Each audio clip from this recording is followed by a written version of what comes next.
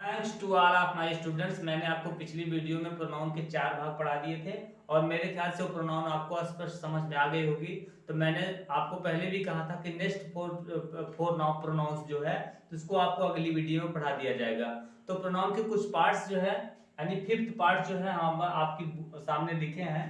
तो कहने का हमारा मतलब है कि पांचवा जो पार्ट है इंडिफिनिट प्रोनाउन इसको कहते हैं। इंडिफिनिट प्रोनाउन के कुछ वर्ड सामने लिखे गए हैं। अभी हम आपको इसको सेंटेंस में यूज करके बता देंगे कि इस प्रोनाउन का प्रयोग कैसे किया जाता है। यहाँ पर ऑल है, एनीबॉडी है, एनीथिंग्स है, नथिंग है, नो वन है, एवरीवन है। इसको आप देखिए सेंटेंस में कैसे यूज किया जाता है। सिर्फ आप इसको जानकारी में प्रोनाउन को रखिए। प्रोनाउन तो ऐसे 8-9 प्रकार के होते हैं, लेकिन जब हम स्पेशल परीक्षा की कोई तैयारी करते हैं तब इतना डीपली पूछा जाता है। तो सिर्फ आपको यही याद रखना है कि प्रोनाउन वाले शब्द कौन से होते हैं। इससे जो है जैसे आप किसी प्रकार की लोकल परीक्षा दे रहे हैं तो सिर्फ इतने जो है ज्यादा डीपली तभी पूछा जाता है जब आप स्पेशल किसी जो है विषय की परीक्षा दे रहे हैं।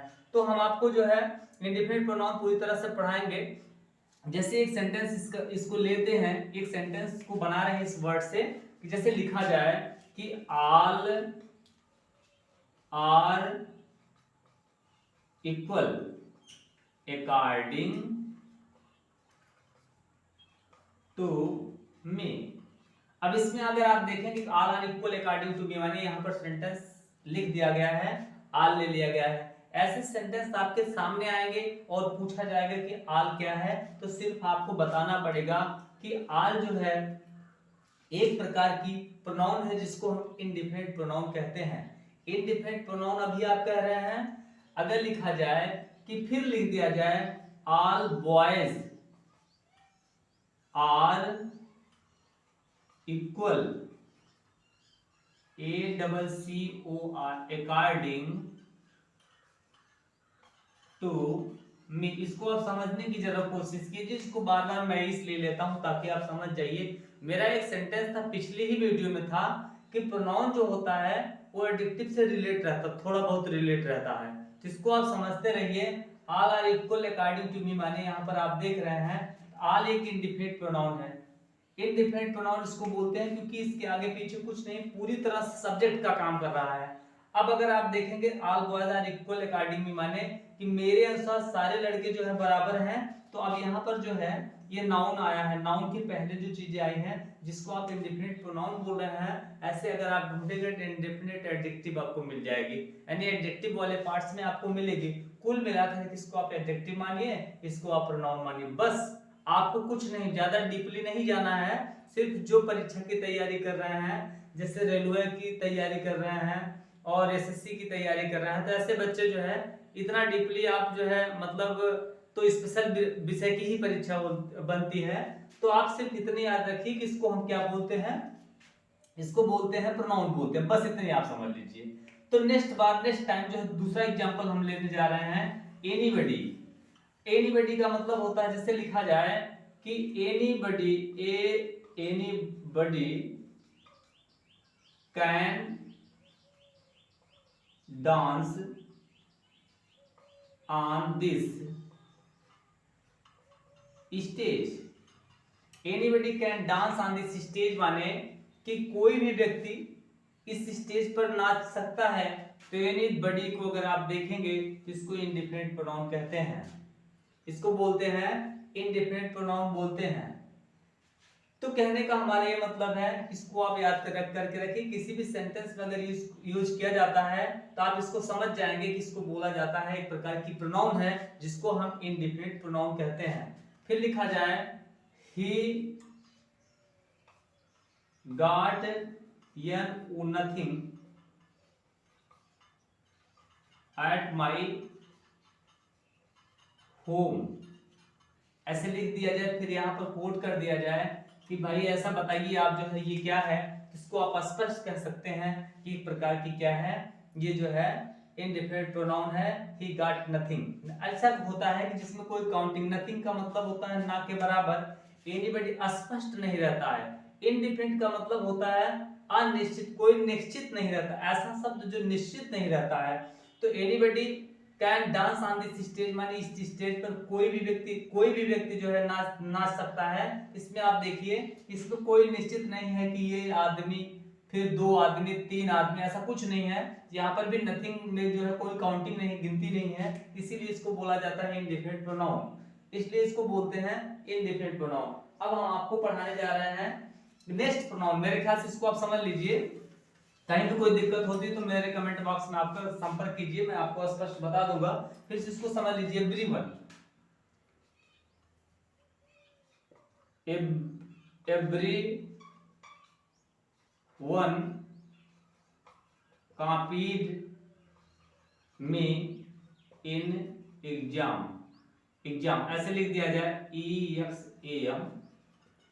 Everyone copied me in exam माने सभी लोगों ने, कॉपीड माने नकल किया, मी मारे मेरा, एग्जाम माने परीक्षा में, तो परीक्षा में सभी लोगों ने मेरा नकल किया। तो इसको अगर आप ध्यान से देखेंगे, ये भी एक प्रकार की प्रोनाउन है जिसको हम इंडिफिनिट प्रोनाउन बोलते हैं। तो मेरे ख्याल से ये सारे शब्द जो दिए गए हैं किसी भी सेंटेंस में आते हैं तो आप स्पष्ट रूप से कह दीजिएगा एक प्रकार की प्रोनाउन। आप इंडिफिनिट प्रोनाउन नहीं कहें, कोई दिक्कत नहीं है, सिर्फ आप इसको जानकारी में रखिए कि प्रकार की प्रोनाउन बोल दी जाती है। नेक्स्ट टाइम हम आपको पढ़ाने जा रहे हैं, क्या पढ़ाने जा रहे हैं, डिस्ट्रीब्यूटिव प्रोनाउन होती है। डिस्ट्रीब्यूटिव प्रोनाउन क्या है, जिसको बोलते हैं डिस्ट्रीब्यूटिव, थोड़ा सा बड़ा लिखेंगे कि DISTRIBUTIVE, डिस्ट्रीब्यूटिव प्रोनाउन। अब डिस्ट्रीब्यूटिव प्रोनाउन क्या है, थोड़ा सा बांटता है, क्या है, इससे बांटता है। बांटने का क्या मतलब है, लिखा जाए कि each of you is good student. अब ईच ऑफ यू ये लिख दिया गया, एक सेंटेंस लिखा गया है, each of you is a good student. तो आप क्या समझेंगे इसमें कि आप में से प्रत्येक, यानी ये प्लूरल है, इसमें क्या होता है, डिस्ट्रीब्यूटिव माने बांटता है। बांटने का मतलब हमेशा जो है एक कंपैरिजन करता है, कंपैरिजन का मतलब होता है तुलना करता है। तो आप में से प्रत्येक एक, ये भी स्पष्ट नहीं रहता, इसमें काउंटिंग इसमें भी स्पष्ट नहीं रहती है, लेकिन इसमें तुलना की जाती है। अगर लिखा जाए कि ईच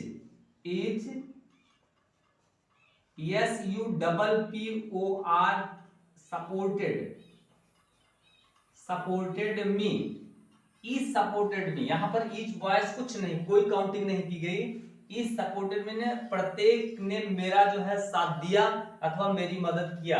तो जब आप देख रहे हैं ईच यहां पर कुछ भी नहीं है तो इसको तब आप कहेंगे इंडिफिनिट प्रोनाउन, यही ईच इंडिफिनिट प्रोनाउन हो जाएगा।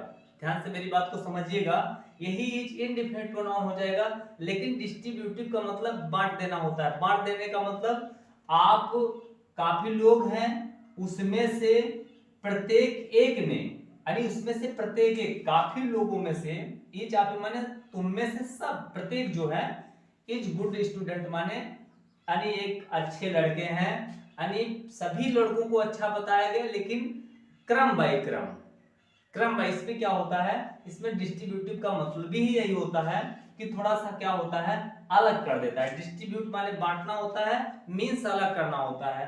तो ईच ऑफ यू माने आप में से प्रत्येक एक लड़का जो है अच्छा है, लेकिन वहीं पर तरफ जो है मैंने इसे ऐसा कोई कंपैरिजन नहीं लिया, यहाँ पर कंपैरिजन नहीं लिया गया है, इसलिए हम इसको क्या बोलेंगे, इज सपोर्टेड मी माने कि प्रत्येक लोगों ने मेरा सपोर्ट किया, यानी मेरी मदद किया। यहाँ पर ऐसी कोई कंपैरिजन नहीं है, इसलिए यहाँ पर इंडिफिनिट प्रोनाउन जो क्या कर रहे हैं कि यहाँ पर जो है इंडिफिनिट प्रोनाउन इसको बोलेंगे।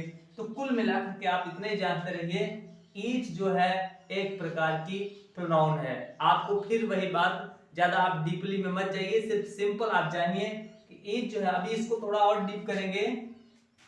अगर लिखा जाए कि EACH each boy, SUPPOR supported me. अब ईच बॉय सपोर्टेड मी, तीन कंडीशन यहां पर है, ये डिस्ट्रीब्यूटिव प्रोनाउन है, इंडिफिनिट प्रोनाउन है, ये कुछ नहीं है, एक प्रकार की ये एडजेक्टिव है। इसको चाहे आप इंडिफिनिट एडजेक्टिव आप इसको बोल सकते हैं। ऐसा इसलिए बोला जाता है क्योंकि मैंने आपको एक बहुत स्पष्ट नियम बताया था, किसी नाउन से जस्ट लगी कोई चीज जो थोड़ी सी उसकी विशेषता बतलाती है वो एडजेक्टिव होती है।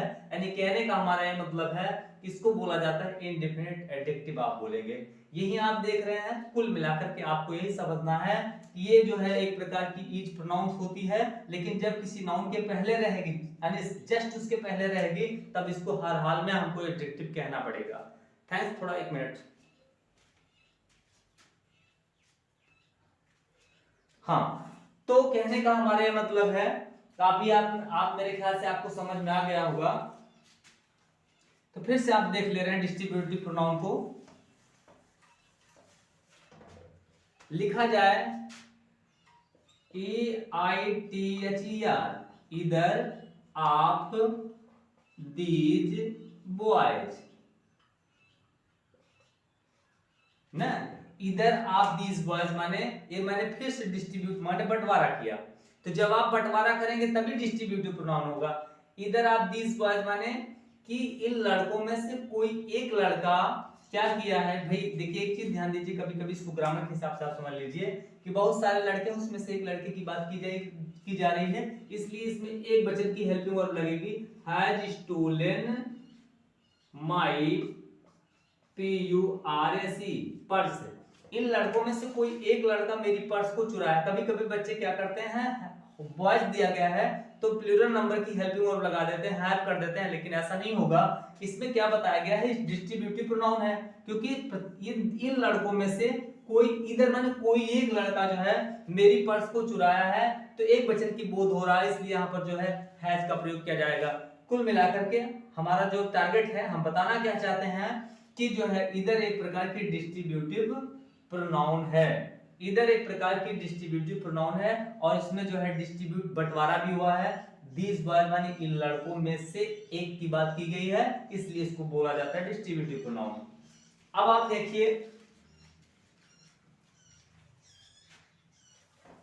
नेक्स्ट टाइम एक सेंटेंस को ले रहे हैं, नेक्स्ट टाइम आप इसको समझिए, NEITH, neither of the two boys ना